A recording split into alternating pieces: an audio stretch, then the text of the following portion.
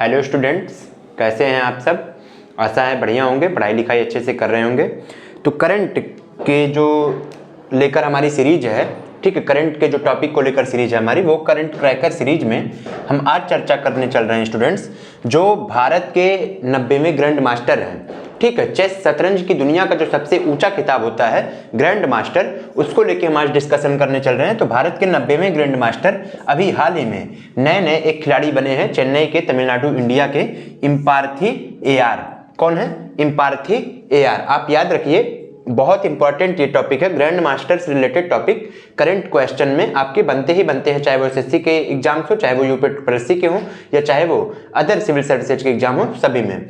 तो grand master होता क्या है, पहले तो आपको ये समझ में आना चाहिए कि आखिर ये ग्रैंड मास्टर बने हैं। ठीक है, 90वें ग्रैंड मास्टर बन गए हैं इम्पार्थी AR जी, बट ये ग्रैंड मास्टर क्या होता है?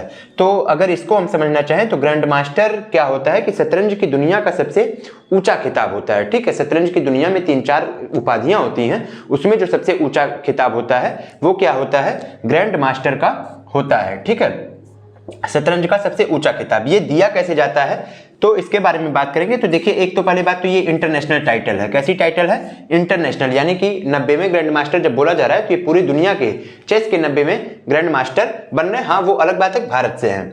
फिर क्या होता है कि ये जो विश्व शतरंज महासंघ है, ठीक है, वर्ल्ड चेस फेडरेशन की जो संस्था है, FIDE इसको बोला जाता है, इसके द्वारा ये खिताब दिया जाता है। और ये खिताब पाने के स्टेप क्या क्या होते हैं, तो कुछ जो प्रक्रियाएं होती हैं, कुछ नियम होते हैं, वो नियम फुलफिल करने होते हैं। सभी को हर जगह पर नियम फुलफिल करने होते हैं। तो उस तरीके से यहाँ भी कुछ 2-3 स्टेप्स होते हैं। एक तो जो FIDE रेटिंग है, ठीक है, जब जनरली जब कोई खिलाड़ी रजिस्टर्ड होता है तो 1200 से 1400 एंट्री के साथ वो एंट्री करता है। फिर उसमें जैसे जैसे उसका प्रदर्शन बढ़ता है वैसे वैसे उसकी रेटिंग बढ़ती है, और जैसे जैसे प्रदर्शन खराब होते हैं वैसे वैसे उसकी रेटिंग घटती है।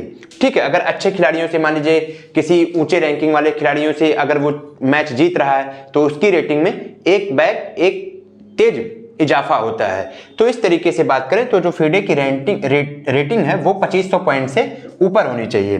ठीक है, यानी कि वही व्यक्ति ग्रैंड मास्टर के खिताब अर्जित करेगा जिसका FIDE रेटिंग 2500 पॉइंट से ऊपर पहुंचेगा।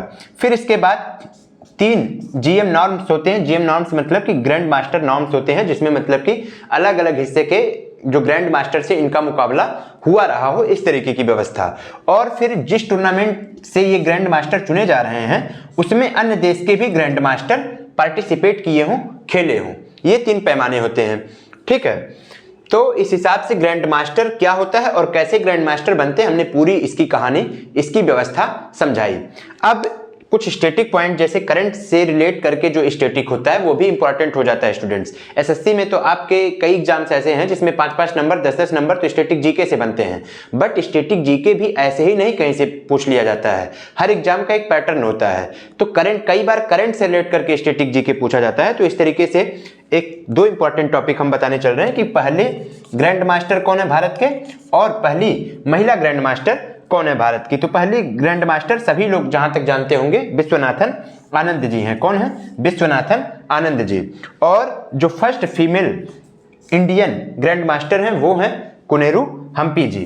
वो कोनेरू हम्पी जी रही हैं। तो ये इंपॉर्टेंट स्टैटिक जीके का पार्ट है। आपके लिए क्वेश्चन है कि इसके पहले 90वें से पहले 89 ग्रैंड मास्टर कौन रहे हैं भारत के, ये आपको कमेंट बॉक्स में बताना है। तो पूरी करंट क्रैकर सीरीज में ग्रैंड मास्टर, 90वें ग्रैंड मास्टर कौन बने हैं? इम्पार्थी AR जी। और ग्रैंड मास्टर कैसे बनते हैं, पहले ग्रैंड मास्टर भारत के कौन थे, और पहली महिला ग्रैंड मास्टर कौन थी, ये सारी चीजें हमने समझाई हैं।